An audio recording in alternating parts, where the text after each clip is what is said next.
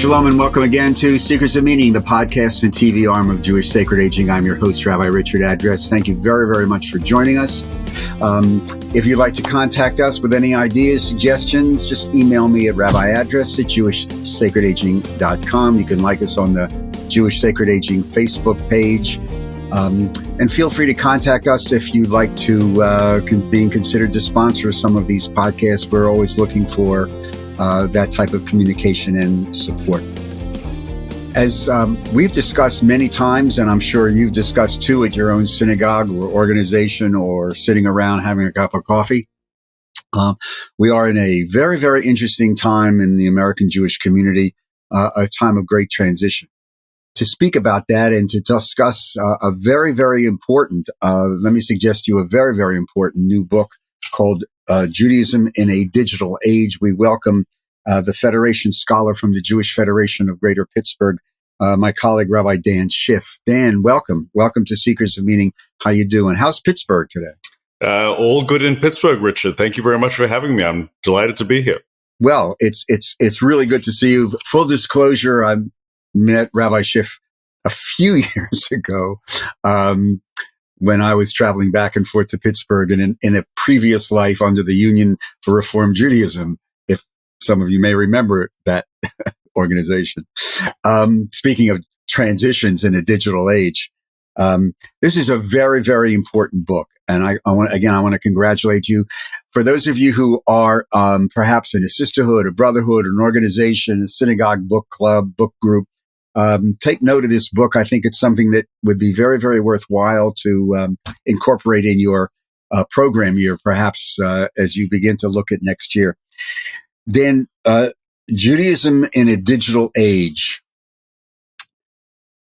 You begin the book in the beginning, actually the sandwich at the beginning and the end of the book. You have this great quote. It's a great quote. By the end of the 21st century, it is plausible that humans of our kind will be rare. And then towards the very, very end of the book, you have this very, very quick quote, modernity is over. What the hell is going on? Well, I think you put your finger on the real significant transformation that we're experiencing. And because we've all lived through it, it's really hard to detect, but I think now that we're some 30 years down the track from the major transition, we can begin to look backwards and see what happened.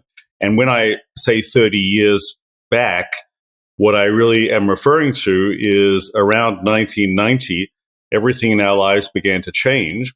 And we can clearly, from a technological point of view, determine that that was obviously when the internet age, the digital age began, when Bill Clinton became president in January of 1993, there were 100 sites on the World Wide Web. And by the time he left office 8 years later, there were 30 million sites on the World Wide Web. And we were on the way to a transformation in the way that human beings communicate with each other, which was of epochal significance. And that's really transformed everything. My contention is that modernity, as we used to talk about modernity beginning in 1789, lasted for about 200 years till 1989, and that therefore was supplanted in 1990 and into the 1990s by this new digital age in which we now find ourselves, which has really changed not just our technology and the way we communicate with each other, but the way we do everything in our lives.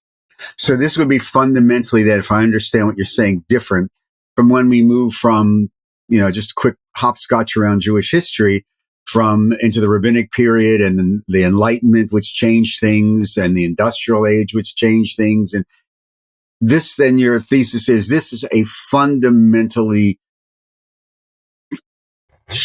major shift of all parameters in how we see the world and perhaps even ourselves. Would that be a safe assessment? Well, that's exactly right. And I think that what we have to do, first of all, before we leap into the Jewish history is we have to look at how human history has changed. And typically what's happened is when we have major ruptures in the way in which human beings communicate with each other, that leads to extraordinary transformations in civilization. So modernity, just to give the previous example, really emerged because of the printing press. The printing press is what democratizes knowledge, allows for the spread of knowledge in such a way that it gave rise to modernity. And that, of course, took centuries to take hold. And the internet has had implications within decades. And it's my contention that Judaism then responds in every different age to those types of transformations. And we ought to therefore expect that that's exactly what's going to happen in this age as well. You know, this reminds me of your channeling the professor that I went to study with at the Hebrew Union College in Cincinnati, Dr. Rifkin, Alice Rifkin of blessed memory, and his book, The Shaping of Jewish History, as well as over there on those bookshelves, a bunch of Tom Friedman books, which I think you quote in your book. And parenthetically, this is a really, really, really, really well-researched book. You can learn, it's a PhD in just the footnotes. So mazel tov on that. Thank you. But I know you quote Tom Friedman a couple of times, that the impact of technology and that the Jewish world then takes its hint or is reflective of these changes within the general society. So with that in mind, you write in the post-World War II, 1950 to 1989 world, what is the role as you see, because you work for the Federation, you know synagogue life. What do you see now as the role of the synagogue in this digital age? Because it is changing. Well, I believe that the synagogue is a permanent and a feature of Jewish life that we can't do without. We've had synagogues for 2,000 years, and the synagogue was the inheritor of the temple and the tabernacle as a central institution, whereby we got in touch with God. And it will continue to be important. It will continue to be vitally significant for Jews to create communities within which, in the context of a Beit Knesset, of a house of meeting, within which we will be able to, A, be in touch with God, continue the epoch, the millennial task of being in prayer and being in community with one another, and B, I think we have always used the synagogue as a place where we do our best thinking. There wasn't a bright line until relatively recently between the house of study and the house of prayer and the house of assembly, the house of community. And therefore, it strikes me that the synagogue in the digital age needs to not only be a place for community and a place for prayer, but also a place for us to think deeply about what this age means and to try to come up with appropriate responses in that particular context. And what that will mean, the form it will take, we can't yet know. Clearly, synagogues are going to undergo an evolution. They already are. But I think that the synagogue as the central institution of Jewish life, one of the central institutions of Jewish life, will and ought to remain. You write in the book, and again, Judaism in a digital age. You spend some time talking about this concept of halacha, Jewish law. The role of halacha is in the diminished role, I think, in the life of so many of our people's lives. That's gonna have to go along with this Judaism, this digital age Judaism. You write about this in the book. Talk to me a little bit about how you see the impact in a non-Orthodox community. Let's just be clear about that, because it's a different conversation if you're talking about the Satmar and the Lubavitch and the whatevers. How do you see this emerging? Do you see a rebirth? Because I know it's accessible now in ways it was never accessible. I wish I had it when I was a student at HUC, Safari and stuff like that. And more people are looking at it and studying it. What do you see the role of halacha as an informant on how we live our lives in this digital age? Well, the first thing to say is that you use the term non-Orthodox. And it's my contention that terms like Reform, Conservative, and Orthodox are rapidly going to disappear in the next few decades, such that by the end of the 21st century, we won't be talking about Orthodox Judaism and Reform Conservative Judaism anymore, primarily because those are categories that belong to modernity and they don't belong to the digital age. That having been said, plainly, there will be Jews who are more inclined to cleave to stricter understandings of Jewish law, and those Jews who are more inclined to see Jewish law as a flexible instrument. When I talk about halacha, it's a loaded concept in our conversations, particularly in the Reform movement, because when people hear halacha, they immediately associate it with some form of rigid approach that binds them to practices that they find alien. And I want to suggest that that's not a healthy or a contemporary way for us to think about halacha. I think that we really need to start thinking about halacha as the type of Jewish systemic approach to how we put together a community of practice. Because if we don't have a community of practice, then we essentially have bought into the idea that individualization, or as it's perhaps better described in the digital age, atomization, where I design my own Judaism for myself and you do so for yourself, and we really have little in common. We really have nothing that we can call a Judaism that seeks to shape the world around about us. Then we're essentially islands that have no connection one to another. So halacha is a determination that we want to join together in a community of practice that seeks to have an impact on our civilization and seeks to critique the nature of our civilization through living a life that is seen as a worthy model for how the most elevated form of civilization could ultimately be lived. And that I think is the challenge. I am not pretending that I am offering here a solution that will be broadly appealing to great masses of Jews. What I'm suggesting is that Judaism has always been carried forward by a small saving remnant, and that those who are on the liberal end of that spectrum need to be part of that equation by taking Jewish practice seriously. You do talk about the atomization. It's in the book, and I think the quote is the atomization of the internet era. It's a very important part of the book of this, because so much in our world worship at the altar of personal autonomy, where I can do anything I want, and just, if I feel good, if I pass a corned beef sandwich, and I'm being facetious, but not so much. You also make a very important point about change. And I think it links to the atomization thing about, repurposing.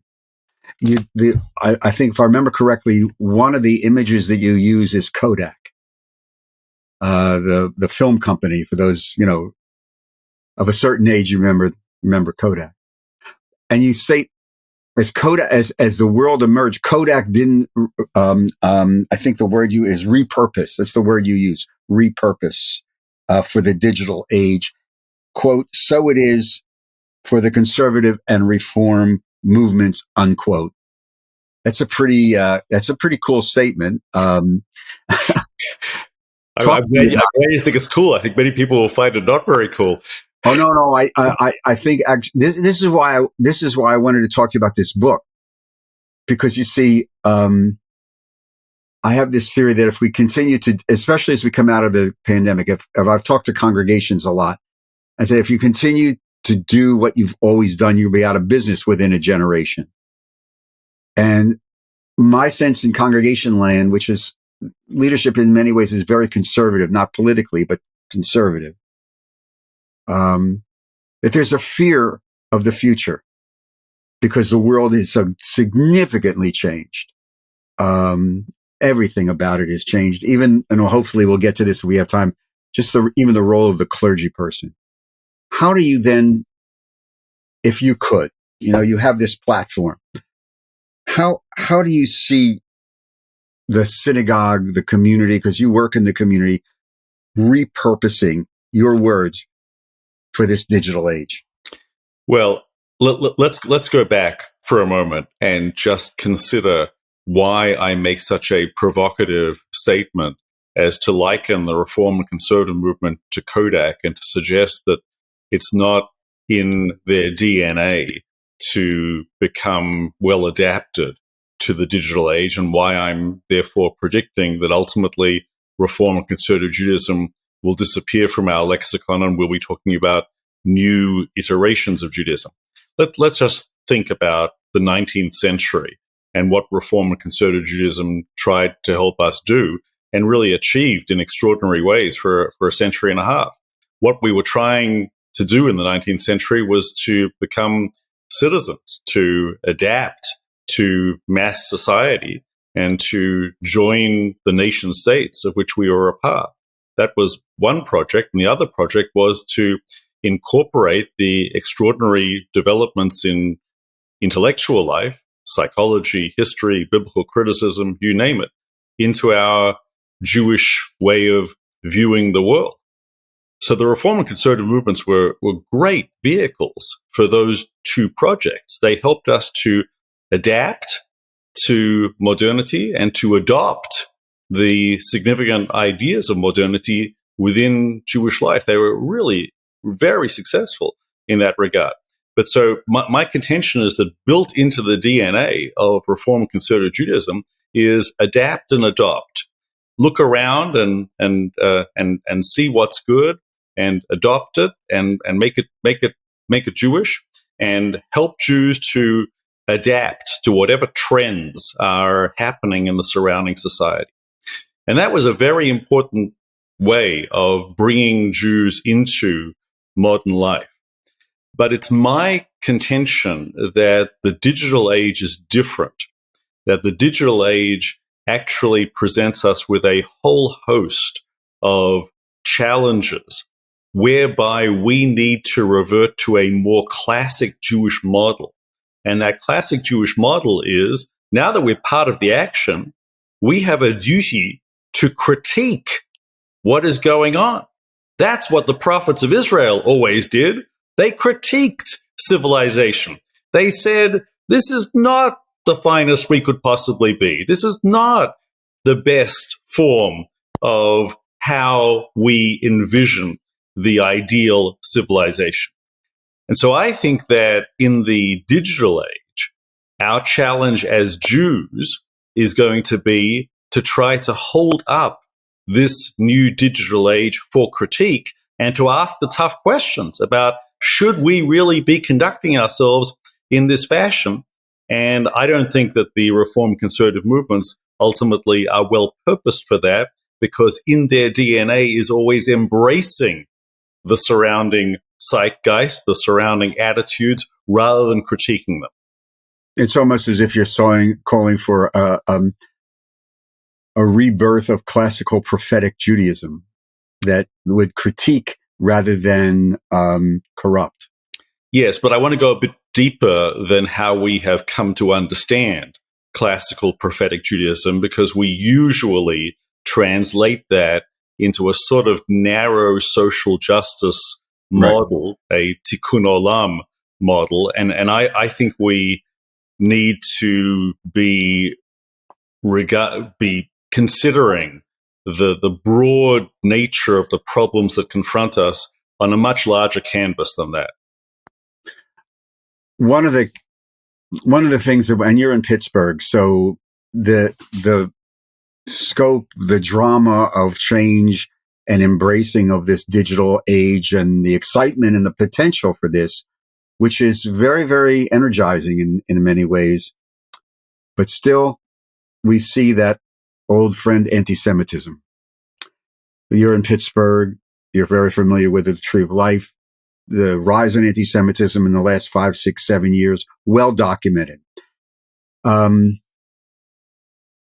much of this do you think, Dan, in light of what you've written, will short circuit, disrupt the challenge, the growth, the progress of Judaism in this digital age?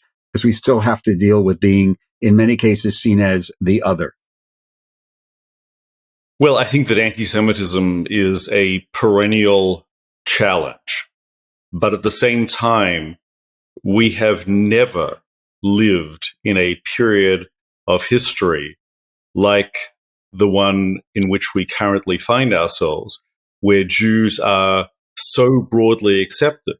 My argument about the first half of the 20th century in America is that Jews were emancipated and so part of society, but were not really fully accepted. That's why we established our own hospitals, Jewish hospitals. That's why we established our own country clubs, and that's why we established places for learning when there were quotas in places of higher learning for Jews. So even though anti-Semitism remains a significant problem and a problem that seems to be increasing, it seems to me that the great opportunity and the reason why the 21st century actually holds great promise for the message of Judaism is that we are also given a platform and listened to as Jews in a way that we never have before. We have penetrated society in a way that I describe as hyper-emancipation, not just emancipation, but we're accepted at all levels of professions and governments and can speak as Jews in that context in ways that were really never true previously in Jewish history. So you could look at it sort of as the best of times with the not worst of times, but with a little bit of downside times mixed in. Elevated anti-Semitism, and yet at the same time, the feature of this radical open access for Jews and Jewish views in the broader social domain. So the other wild card I want to ask you about, because it's got to figure into the shifts and the changes and the transitions and transformations of Judaism in the digital age, is Israel. Because we seem to be smack dab in the middle, in the spring of 2023, of shifts in that whole relationship, generationally, politically.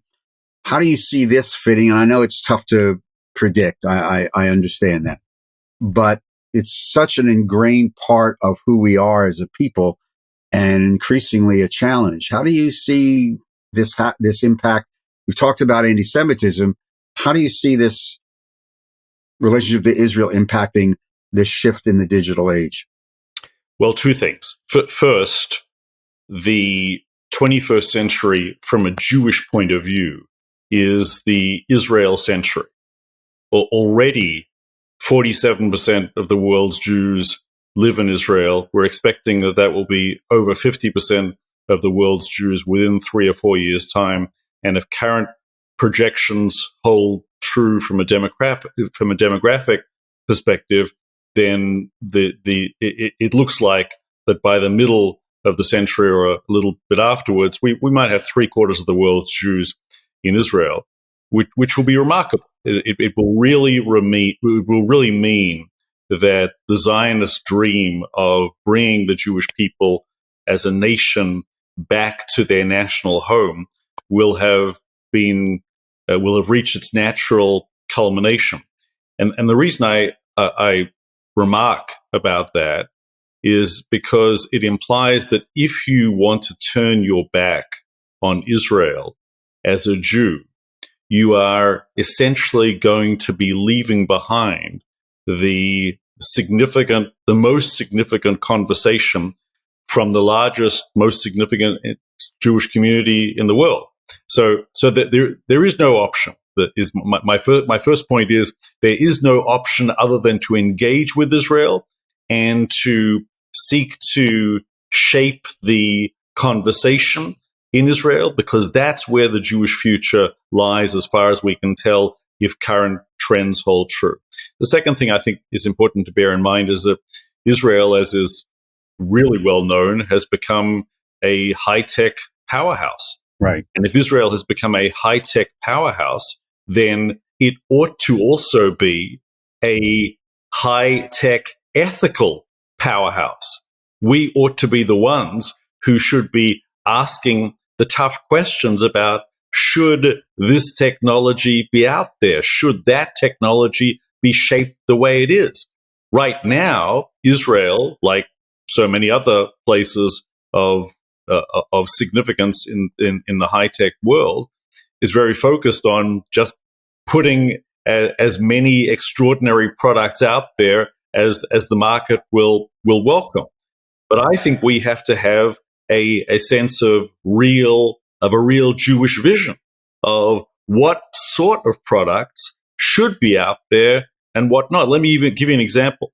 Israeli high tech has produced spyware that this is the NSO scandal. If some I refer to as a scandal. If people are aware of it, I wrote a piece in the Jerusalem Post recently about it. This is spyware that goes on ordinary cell phone that can essentially be used undetected and has been used by dictatorial authoritative regimes to really cause havoc in the communities of those who oppose them. So dissidents, people who are fighting against those regimes, are negatively impacted by the use of that sort of spyware.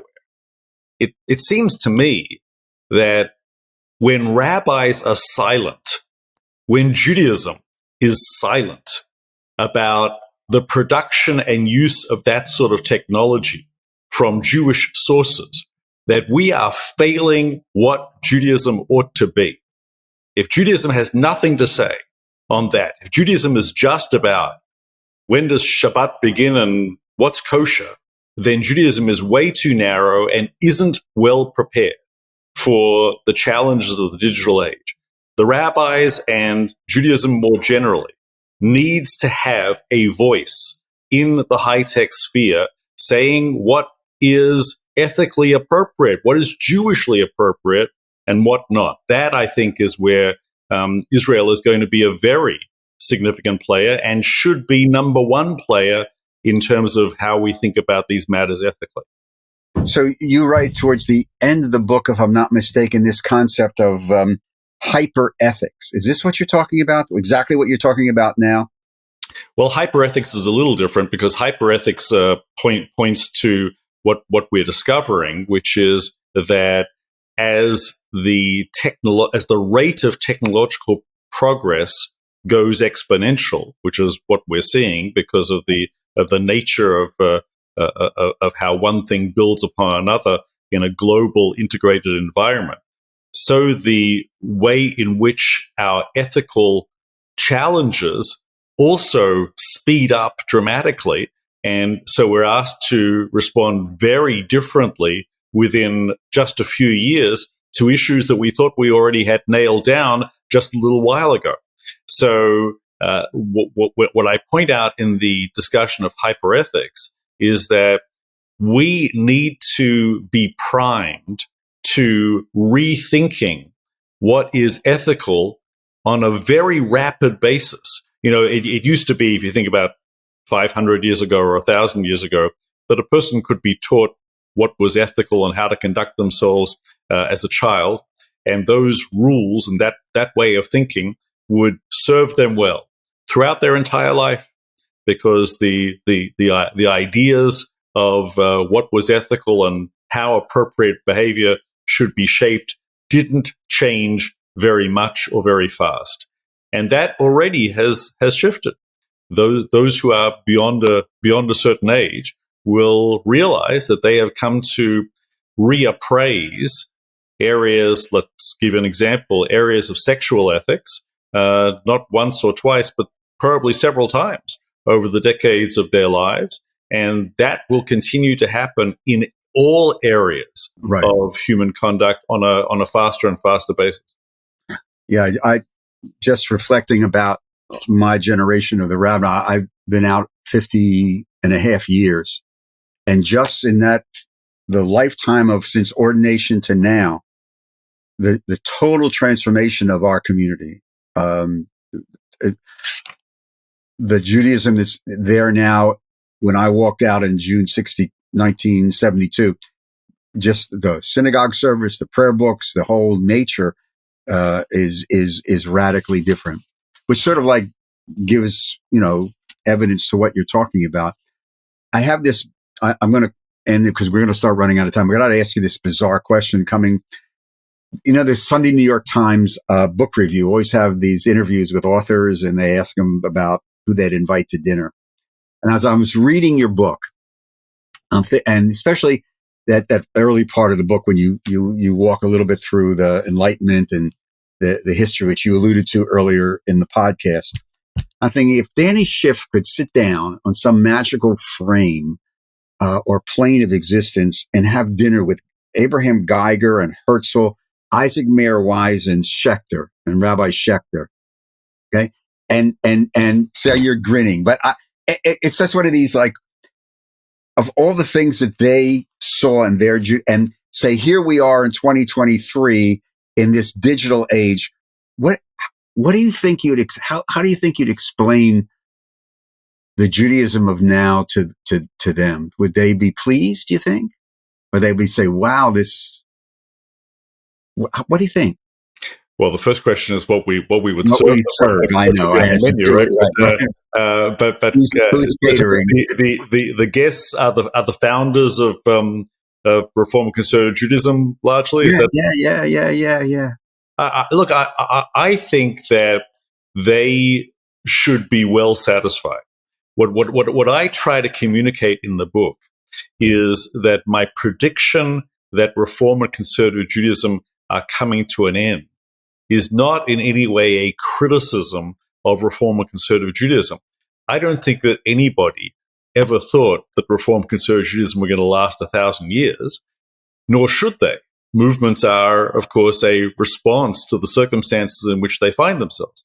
So the only question, therefore, is when should we say that a particular approach to Judaism has run its course? And my contention is that the Reform Conservative Judaism did an invaluable job for Jewish life and had tremendous impact on what we call modern Orthodoxy as well, and really successfully helped Jews to take a place in modern society and to incorporate modern thinking into Judaism, and that those particular successes laid the foundations for what will come next. But what will come next will have to be different, because this dramatic transformation in human civilization requires a very different sort of Jewish response. And therefore, even though we can't quite see it yet, I'm sure that new iterations of Judaism lie just around the corner. You know that in the book, at the start of the book, I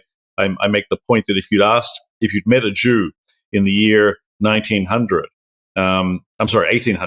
and you said to that Jew in the year 1800, start of the 19th century, right? It's a brand new century. What sort of Judaism do you think lies ahead? Whatever that Jew would have told you would have been hopelessly wrong. They couldn't see that the first Reformed congregation was just 10 years down the track, and that in the 19th century you would have Reform Judaism, Conservative Judaism, Zionism, extraordinary movements that would transform Jewish life in major ways. But all of that was invisible to the Jew in the year 1800. And I think we're in a similar moment right now. We know that there has been a massive transformation in human civilization that will yield different forms of Judaism. Exactly what shape they will take, we can't yet see. But I would say to those people around the dinner table, you should be pretty well satisfied with what the Reform Conservative movements did during their span. Rabbi Dan Schiff, the author of Judaism in a Digital Age, available at bookstores and obviously through probably the great God Amazon. And Dan, thank you very, very much. Best of luck with this book. I think it raises so many really, really important questions. And again, for those of you who are involved with book clubs or organizations, sisterhoods, brotherhoods, et cetera, if you still have them, it's a really good book, I think, for you to think about.